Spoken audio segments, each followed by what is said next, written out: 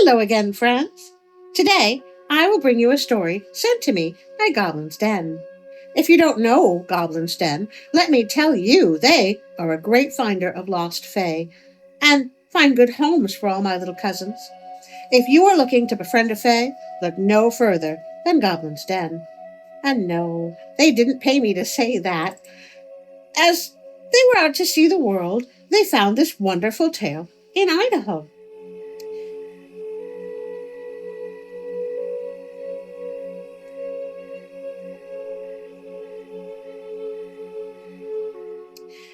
In that wild and wonderful land live the Nez Perce.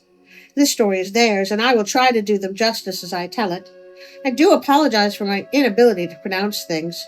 So join me now as we, with great respect to the people of the Nez Perce, read The Heart of the Monster. Iceye'ye was building a fish ladder at Salilo. He was busy at this when a magpie shouted down to him, "Why are you bothering with that?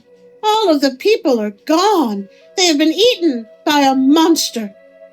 "Well," said Iceye'ye to himself, "then I'll stop doing this because I was doing it for the people. And now I'll go along too." From there, he went along upstream, by way of the Salmon River country. Along the way, he took a good bath, saying to himself, "Lest I make myself repulsive to his taste."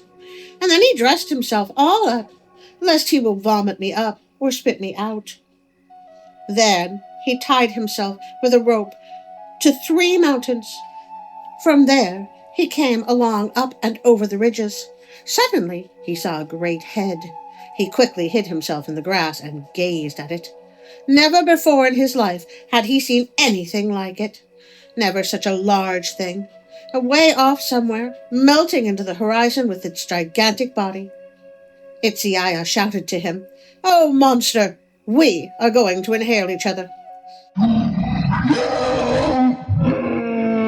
The big eyes of the monster roved around, looking all over for Iceye'ye, but did not find him, because Iceye'ye's body was painted with clay to achieve a perfect protective coloring in the grass. Iceye'ye had on his back a pack consisting of 5 stone knives, some pure pitch, and a flint fire-making set. Presently Iceye'ye shook the grass to and fro and shouted again, "Monster, we are going to inhale each other." Powerfully and noisily he drew in his first breath, and the great monster just swayed and quivered.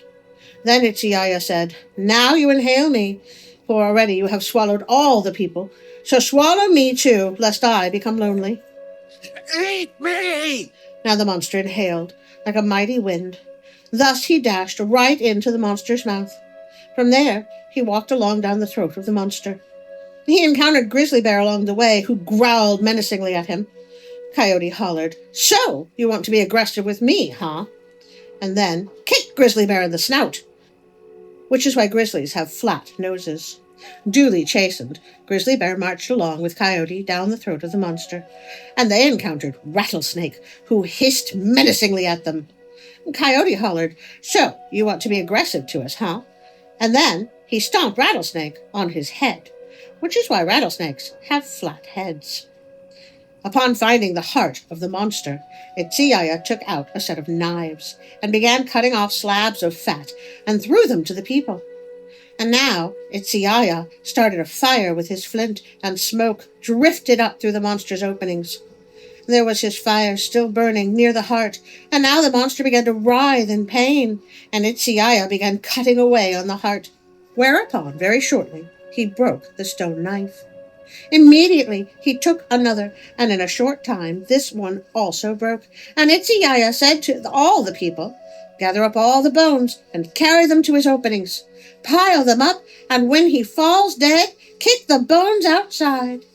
Then again, with another knife, he began cutting away at the heart.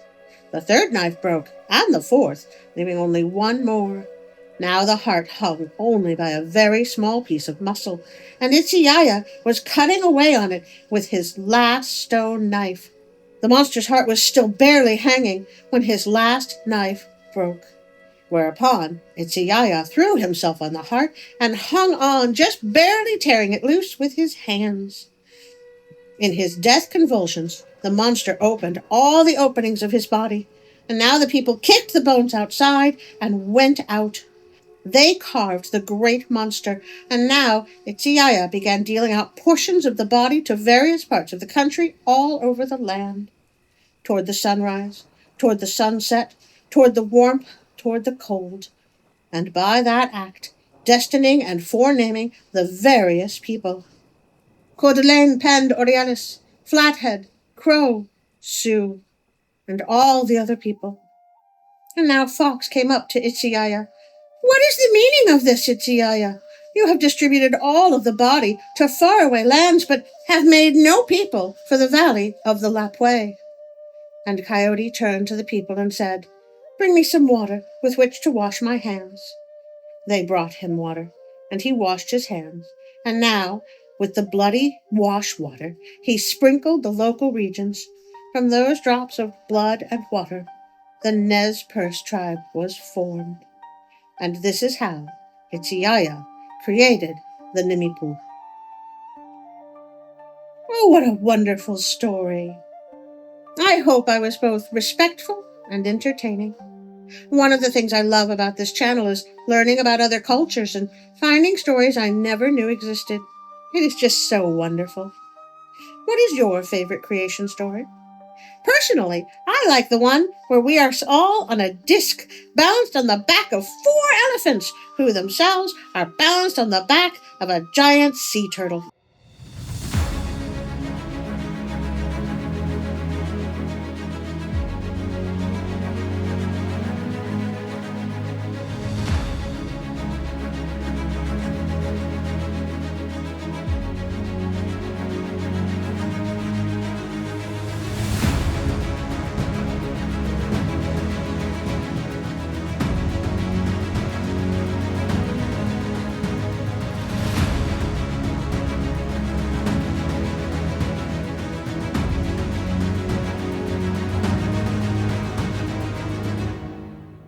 Are you a flat earther?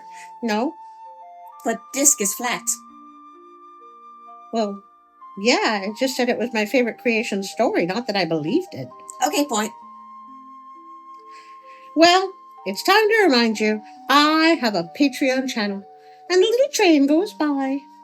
Of course, my channel would be much less entertaining without the wonderful creators at pixabay.com. Go to the description below to see who helped with this video. Or better yet, just go to pixabay.com and find out for yourself. But most of all, I would like to thank you, my dear friends, for once again joining me for a story. I cannot thank you enough.